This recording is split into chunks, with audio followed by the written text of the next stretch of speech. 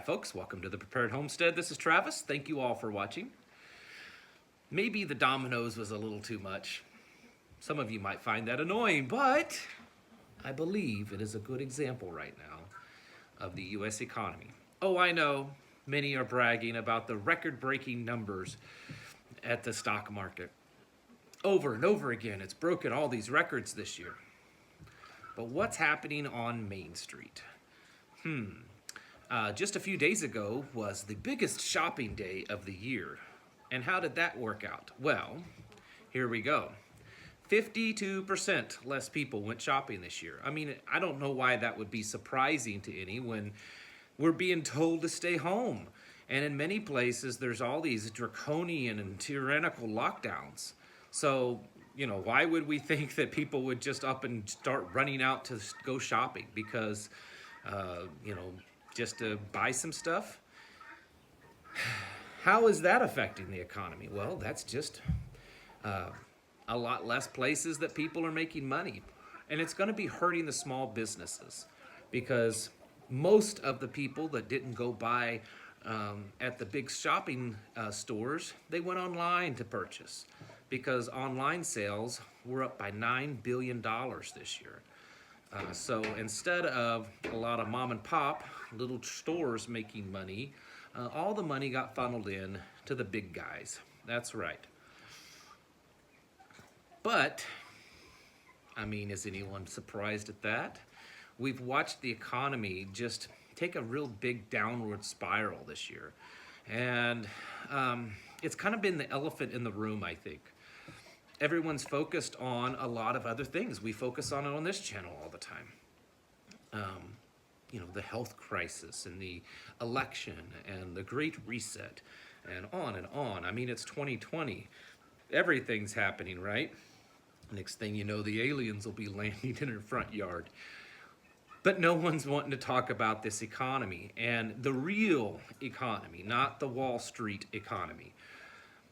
The fact that about 160,000 plus small businesses has closed down this year because of the health crisis. How can you stay in business when many states and mayors and cities have told you that you can't open for business? They just have to close their doors, right? And it's estimated that about 100,000 of those 160,000 are probably never going to reopen again. And I expect it to probably only get worse with the second wave and all these new lockdowns that we've been seeing in the last few weeks in several states. Probably the business closings are going to even get worse. But that's not it, all of it anyways. What about people that haven't been paying their rent or their mortgages for the last few months? And there's a lot of them. They've not been paying them because, maybe a lot of them don't have a job because their businesses got shut down or the places that they worked were shut down. So they don't have a job, they can't pay their rent and their mortgage, but that's okay because the federal government put a pause or moratorium on evictions. Well, guess what? That moratorium expires December 31st. Come January 1st, there's going to be a lot of evictions filed. In fact, they're already being filed. There's been over 10,000 of them just in the last few days that's been filed. And there's an estimate of 30 to 40 million people may be evicted over the next few months because of all this. And it doesn't look like anything's going to happen to stop it. And honestly, I don't know that there is anything that they can do because, even if they continually pause and put moratoriums on this, eventually someone's going to have to get paid. The landlords, most of them don't own these properties free and clear, so they need money to pay their mortgages. The banks, they have loans gone out for these, and they need the money to come back in. So eventually, someone's going to have to start making these payments. And if they don't, it's going to be chaos for a while, folks. If that many people, if we're talking 30 to 40 million people are all of a sudden homeless in America, which is what a lot of the news reports are saying, and I know it's fake news, but this is one of those things that they might be right about. What's that going to do to the U.S. economy? I mean, as we all know, if they roll out some new type of stimulus packages to boost the economy, it's mostly going to affect the big banks. The big guys are going to get the big chunk of it, right? That's how it always is. It's not like they're going to just keep writing checks to you and I, the little guys. And as much as we despise the stimulus money that was sent out and despise the fact that they're talking about sending it out again, the fact is that there's a lot of people that haven't been able to work because their businesses were closed down, whether they owned them or worked at them. And, you know, I understand capitalism. I'm all for it. You know, if you're, financially struggling, get a job. But what do you do if you can't get a job because they won't let you work? Then what do you do? When the government prevents you from actually getting a job, it's going to make it pretty tough on a lot of people. And again, that's only part of it. The unemployment benefits that a lot of people have been getting because they've been extended, that also expires.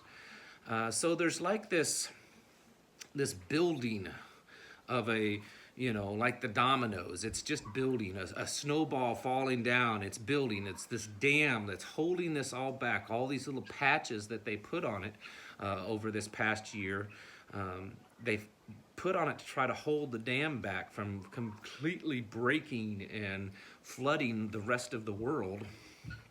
But it's not really going to stop. I mean, they can't keep putting Band-Aids on it. And when this economy comes crashing down, it's going to affect everyone. It's going to have global effect. Many people already are saying that the economy now is in far worse condition than it was back in the 20s and 30s during the Great Depression. I think the only thing that's keeping it from looking so bad is, number one, the media has a good way of spinning it, and the government, the Fed, and the U.S. government has a way of fictitiously propping it up to make it look like it's a lot better. But when people start finding themselves homeless, tens of thousands, hundreds of thousands, even millions of them are homeless. When the debt bubble starts to burst because no one can pay all this debt back. When people are starting to be forced to start again repaying their student loans or other loans that were put on pause because of this health crisis, folks, it's going to start looking pretty bad. And, I'm not telling you all this to scare you to death. I'm telling you this to get yourselves prepared because it's coming. All these things that we talk about on here with the election and the Great Reset and the health crisis and New World Order and on and on and on. Some of it may happen, some of it may not. But as far as this economy crashing, I'm at a point now, and I'm no financial expert. Let me put that, say that right now. I am no expert when it comes to the economy, but I do understand it. And we're at a point right now that I cannot imagine what they could do to save it so that everything doesn't come crashing down, with one exception. And that's basically nationalize and subsidize everything. And if we do, at that point, we are communism. I mean, we've completely, the free market dies at that point. We already do that with a lot of industries and a lot of things, but to save the entire economy, I think that would almost be the only choice. There's also other options, I guess, and that's completely devaluing the dollar and unveiling a new digital currency, things like that. But you're still looking at some form of communism. So what will it be? Will they allow it to crash and burn and, things be as bad as they've been or that they were during the Great Depression and even worse? I mean, we're already seeing, and we have seen for months, and it's not gotten any better, food lines in some places miles long, hundreds of thousands of people going to food banks to get their groceries because they can't afford them. These charities have all over the country are saying that they're struggling to keep up because the amount of people, it's overwhelming. In fact, a lot of these charities I've been reading in the news are saying that the people in the past that were making donations to these charities to keep them going are now coming to the charities to get, to receive donations, because, they no longer are able to help. They need help themselves. The economy is hurting bad, and it's not like too many people want to talk about it. And you hear both, the president and the vice president, Joe Biden, they're both talking about how they want to, get the economy rolling again. We want to get it rolling. Well, how do you do that? How do you do that when thousands and thousands of businesses, tens of thousands of businesses have been shut down by orders of these governors and these mayors? People aren't able to work because of all this. Major cutbacks, even businesses that haven't been shut down, they've been forced to make major cutbacks.